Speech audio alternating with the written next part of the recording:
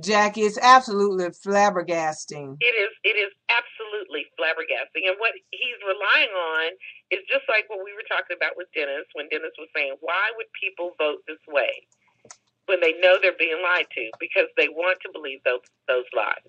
Mm-hmm. Because it just hurts them too much for there to be a black man in the White House. Yep, and I'm sorry that they feel that way, Jackie, because I tell you, if my ass was in a river and the alligators was nipping at it, and a white person or a Chinese person or a Jewish or a Muslim came to save my ass, baby, I wouldn't care.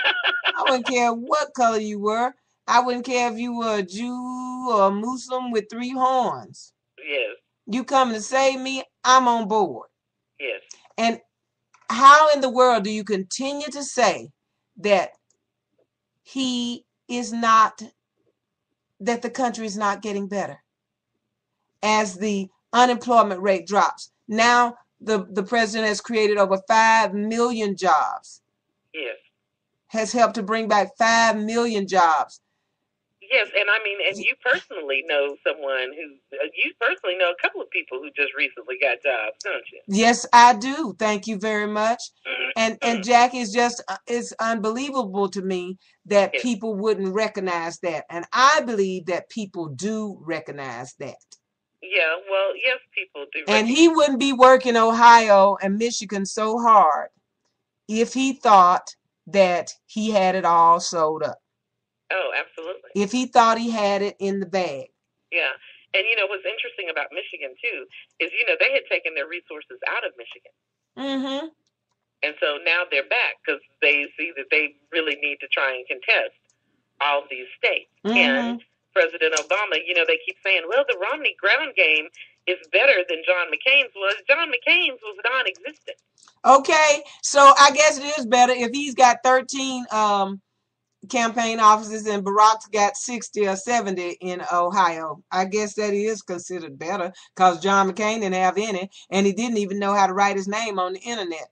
Yeah, well, and the thing about it, too, that's very interesting is also the way that Mitt Romney uses his campaign money, because he keeps giving bonuses to his staffers. Mm-hmm. That they keep getting bonuses, but what's interesting is that he has half the staff that President Obama has, half the paid staff. Mm-hmm. But President Obama's payroll is only about 10% more than Mitt Romney's is. Uh-huh.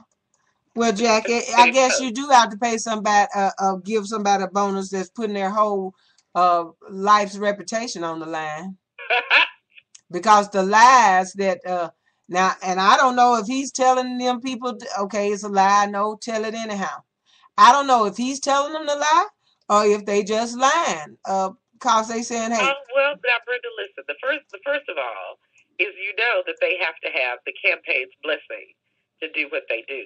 Oh, and speaking of the campaign's blessing, let's get back to Colin Powell because we got to get to America's drunk uncle. Okay. Yes, we do. Colin Powell's endorsement. Can I start with this? Yes. Would you like for me to play the clip first, or would you like to go first? Go ahead and play the clip. Okay. Colin Powell endorsing the president. Here we go. Will you endorse President Obama this race? Well, I voted for him in 2008, and I plan to stick with him in 2012, and I'll be voting for he and for Vice President Joe Biden next month. That's an endorsement of President Obama for re-election. Yes, and let me say why.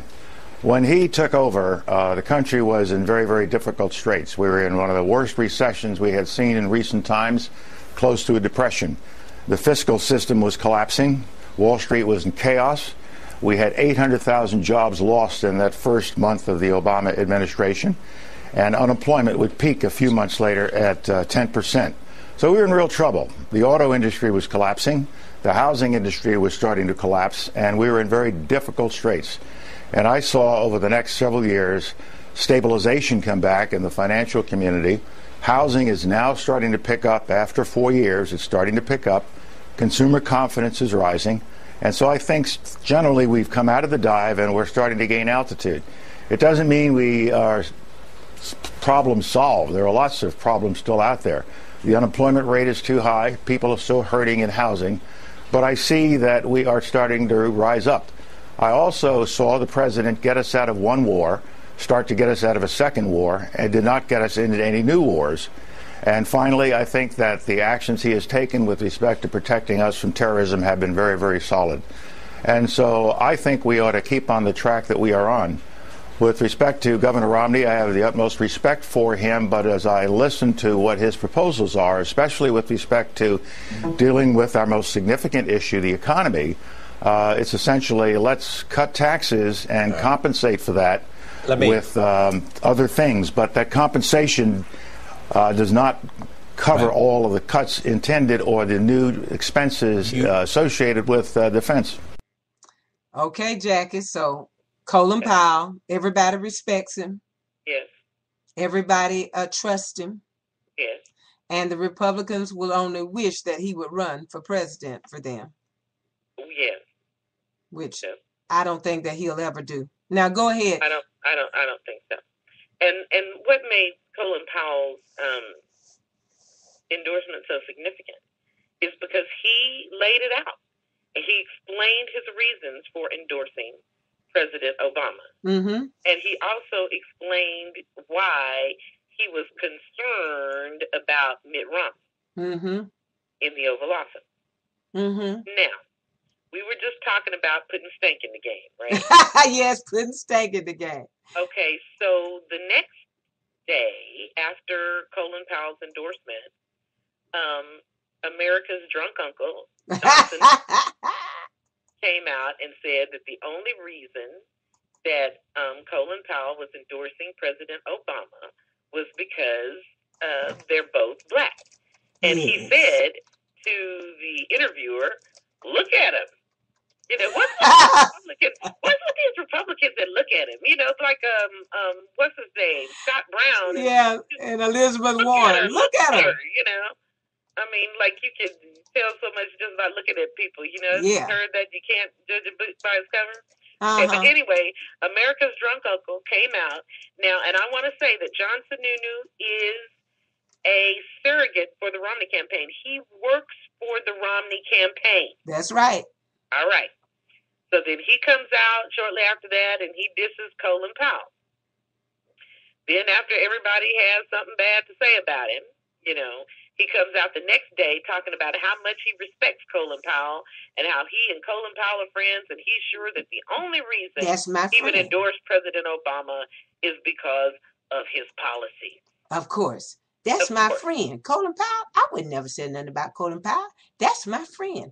Yes, but now what makes this so significant is that this is not the first time that something like this has happened on the Romney side.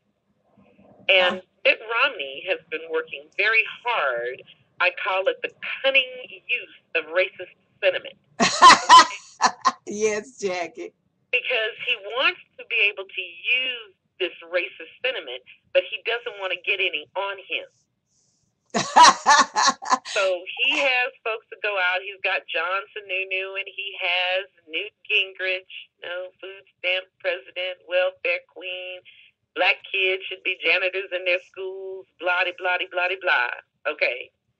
Have them to go out and do what they do to whip up that racist sentiment, and then they walk it back when they think fewer people are listening. Mm-hmm.